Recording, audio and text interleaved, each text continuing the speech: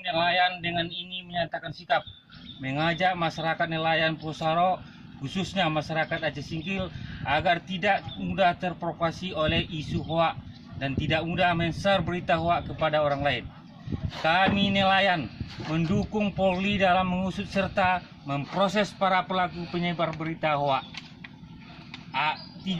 Agar polisi dapat mengusut tuntas terhadap para aktor penyebar berita hoak, agar bangsa ini terselamatkan dari pertikaian horizontal. Karena munculnya adu domba penyebar kebencian terhadap suku, etnis maupun agama tertentu. Mari kita selamatkan daerah kita, Kecamatan Singkil, khususnya Kabupaten Aceh Singkil, dari isu-isu dan ujaran kebencian melalui kegiatan keagamaan maupun kegiatan positif lainnya.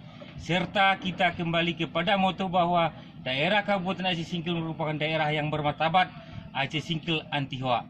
NKRI harga mati.